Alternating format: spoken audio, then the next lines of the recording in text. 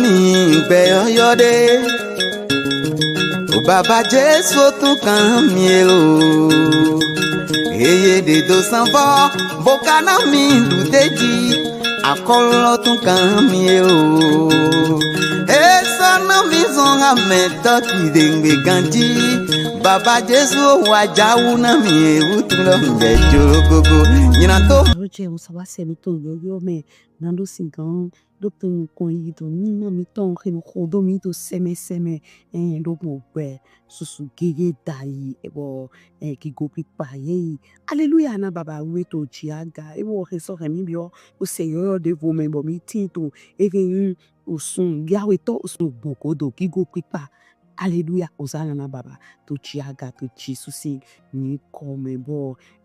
mi to no kon yi to ni ma mi to ndo pon mubo dali po mi do no nugbe yo do hodo no nugbe dali ko so yo do hodo hoi ho mbo ton bo be di lo mi na no te do la ngwe an la ngwe bo me de na do nan kan la ngwe la bo ni do no mo lila ní gbọ́dọ̀tàn ètèwé lila lọ́kùnrin lila kùnrin òhògbé heye nǹkan kan láàyè kàbí heye náà pọ̀ sún heye òhòbí dọ̀mẹ̀ heye màkàn láàyè bọ̀ ní àpò wíwé mi gọ́nà lila eke ìjẹ̀wé gan tìyẹ̀wé tán lẹ̀ àhọ́rù tìyẹ̀wé tán lẹ̀ heye ògbé ìdú ọ̀tọ̀ tìyẹ̀wé tán lẹ̀ tìyẹ̀wé lọ́sùn pàápàá òní gan tọ̀ mí tọ̀ Kristi Jésù odò heye òmèdè tọ́ ẹ̀tàn yàwé lẹ̀ pọ́n mọ̀ pẹ́ bo yeme pu ni pun beji so le ton ye la ngbo doda ido tole to eyin ale mu ho mi ngbo e la mi na mo no po ni Israel fi ni wa je àwọn to gbe de ni ejero yi ni din to na bo mo ti ni ewe ando no eyin mu la to ho to me dogbo eyin beji so le abi apon ro dali we doda ido to ena la ogbe okunu ton ibi doda yi na yi bueno na ya togibo eno ome hinye de leno ti eno nyan fase na yi bo endo mo mi kun lila lo edo to mo vovo ene to mo pitan edo yin kara to kle ki pe me o kala edo ba ye yiro kabi ye fi ande kabi ye yiro medena o yiro de kabi ye yin chono de kabi ye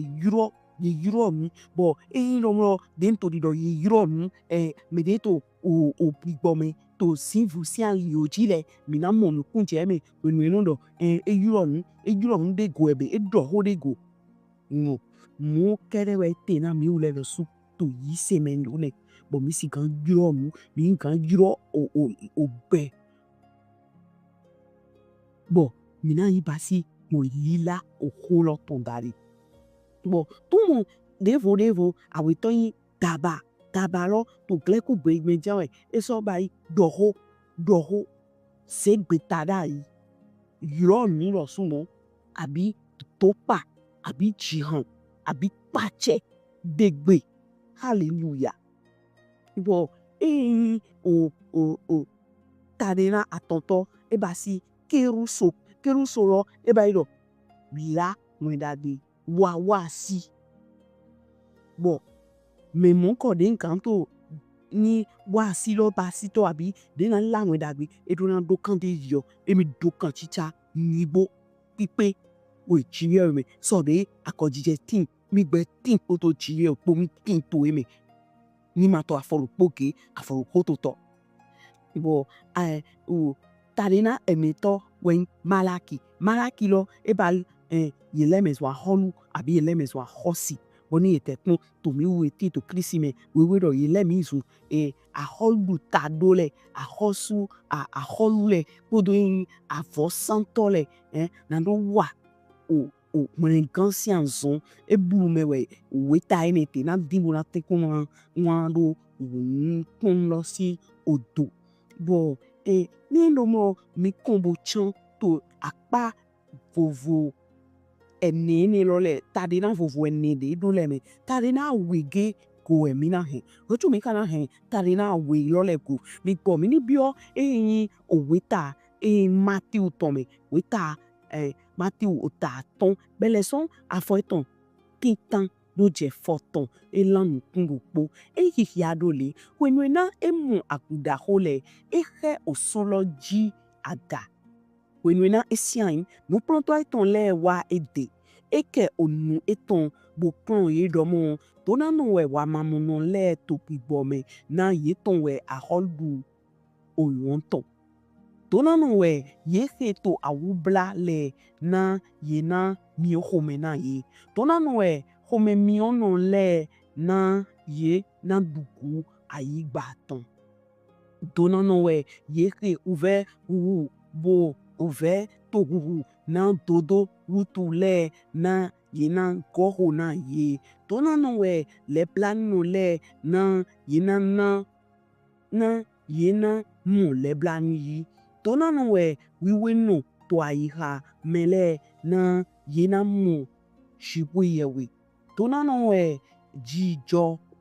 odintole na ye na yiro ye ofisun shibwe yewe ton tona no we ye he to home ken ye he ye tona no we ye he ye to home ke do na dodo ton wutule na ye ton we aholdu oronton tona no we mi ule wenwena kwetole na to fi vle mi ko bo to home ken domi bo soto oyan nkonko domi domi go to lalome na shewutu mini jaya na mini so to aya je susu na alemiton we daho to rome na mokere we ye do homeke yewe gan ekoti jenkon na mile miwe oje ayiba ton shiba eyin oje ko bu oton eton etewe na do so jiezu oje son wenen ema so yin dagbe na ndu adavo na do yin ze drangbe po sindai po to afogbeto le ton glo miwe hiwon ayiwon ton otohe ye dodo ayi do osoji masoganyi wiwra gba mu we betole ma na no ta miogban bono yi do ojlen glo gba adavo do mion baten ji bo ena so hon hiwon han mehe to o kwegbe lekpo mokere we mini gbo hiwon mi ton ni hon to petole nukon do na yeni do mo asondagbe mi ton le bo pakigo na oto mi ton etinto olome ishe bo enyomro mi pon we wiloji mi na mo Kristi Jesu wenu esian ewa emen wa sikere we wa nítorí edo tona noe eba ido ela hogbedagbe he hodo medesi kan wa ni he dole bo tona lo na no yin ye ton tegbe bo ilomro mi wa kombo chan menando Kristi Jesu we ma renkanto wo so gando hoini wenando na do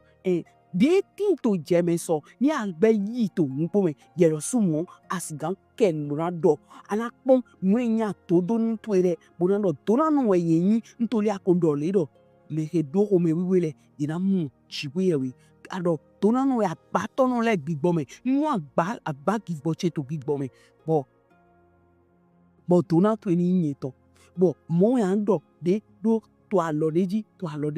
bo inomo mi na do leko yin o tade na vovo eni loleji mi do tade na wege ko mi na he we je ha mi wi se won le to jile he mi kinte titan lo en dabaro ana do ngboro asigan free ngbo to ejiwe we ndele no agba iha me na me no yiro mo bodo eton yi angan ido kode angan ido jihan angan ido la do degbe do pache hallelujah bo fidi ato be ba site yeto yuna dai olonto sisi yeto yi kikanai ina hewa chicheme na we janwe we ni ajenu ne ba yi amu lilentwe buba ihato epo ati nutwe e ma so tina me ndi roba e ma so tina me zuzumba e ma so tina enyu oho de ma pe le roba amu lo ho betoni tin we mi durando ho betoni tin we mi gan lola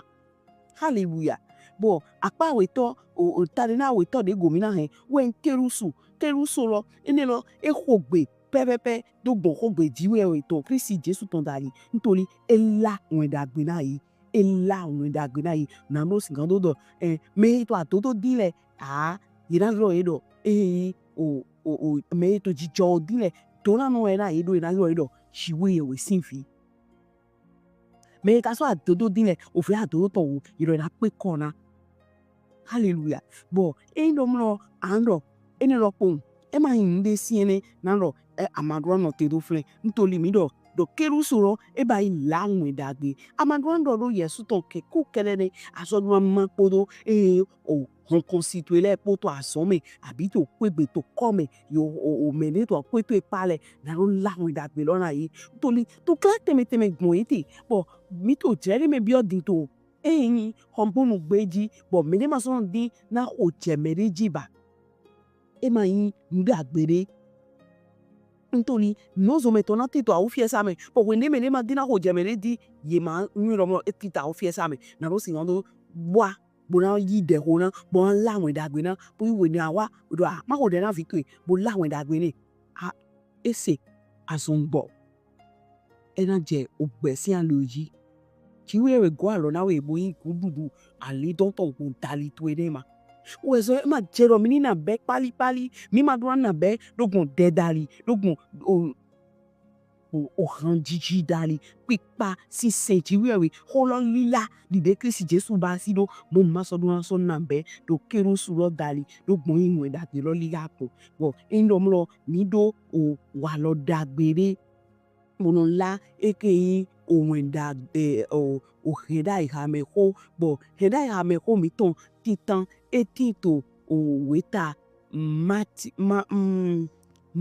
ma kutome weta mal kuton o taiton foton nukun lo po o taiton foton nukun lo po afo eton foton enhihi adole o taiton foton nukun lo po afo eton foton enhihi adole eso do hran ye do mo mi ayi ho le po me minito ye ho wen dagbe ton do hran gbe to le po hallelujah eso do hran ye do mo mi ayi ho le po me minito wen dagbe minito ye ho wen dagbe ton do hran gbe to le po hallelujah o me de na do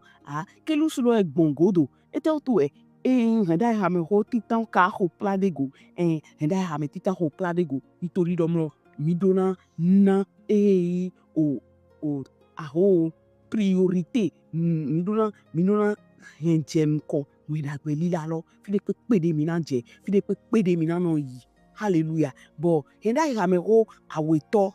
me de na do ro gbonvo egbe lo gbonvo ta won mo henda ha me ko fofo awewe mi monto credit de mo po dodo yi we etinto efesu nlesin owe mame efesu nlesin we mame o taiton aton afo eton ko ewe awe enhihi adole mi so gona o fen blo me wa ze je go te shiba mi gona pido hallelujah mino doho he minozo to ohan wiwe me to ohan pipa to me poro to ohan pigbono me mino ke han bo sono shi han pepli ton to aiha mi ton me hran okuno ebon higa na vodoro le efesin o taiton efesun le o taiton aton afo eton ko ewe awe je ko ewe ropo ehihi adole mi so gona ven blo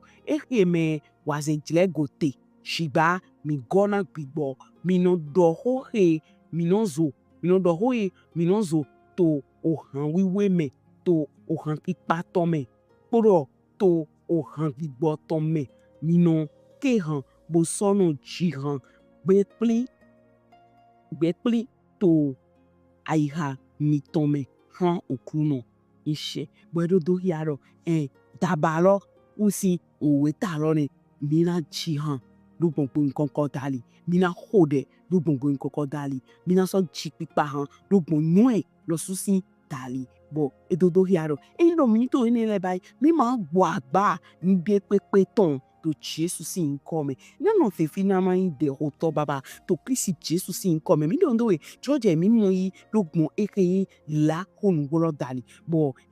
mi dúró náà là ònùgbò ẹ máa yín náà ló láwọn ẹ̀dá gbé kẹ́rẹ́ ṣìgbà náà ló sì mọ́ kó dẹ̀ ló gbìn kọ́kọ́ mi jìhàn ló gbìn kọ́kọ́ mi dọ̀nùgbò tó etán hallelujah bọ̀ kó dẹ̀ dọ̀ irun èmi náà dọ̀nùgbò irun èmi náà lànùgbò irun èmi náà jìhàn tó gbìn kọ́kọ́ mi kó dẹ̀ tó gbìn yún ẹ̀ tó mi gbìbọ̀rọ̀ gbàgbà kí lo zedona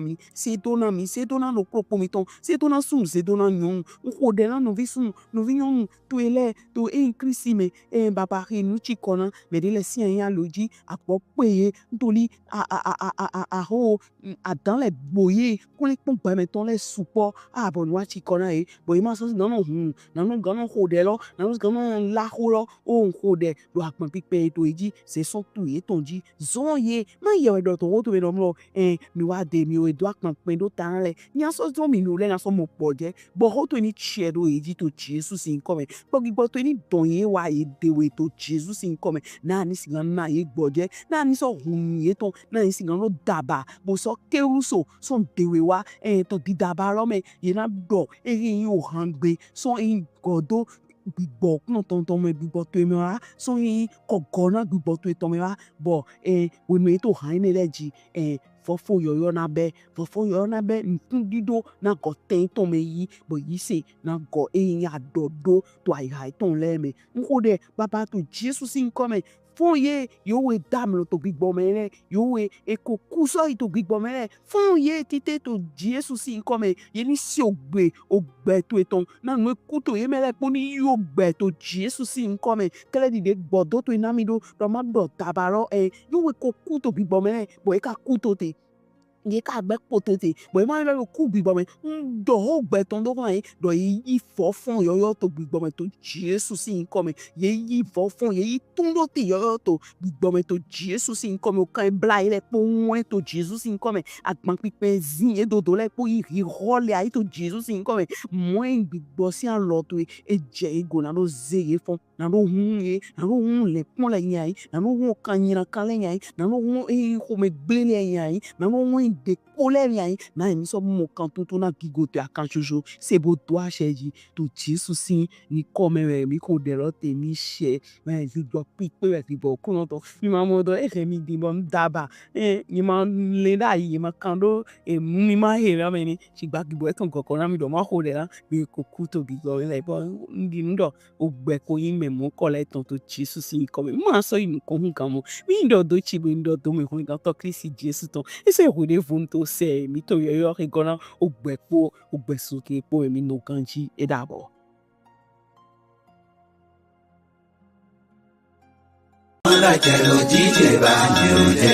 Kiko pulo ko iwe tondo sanvora mi jejoro koko iwe tondo sanvora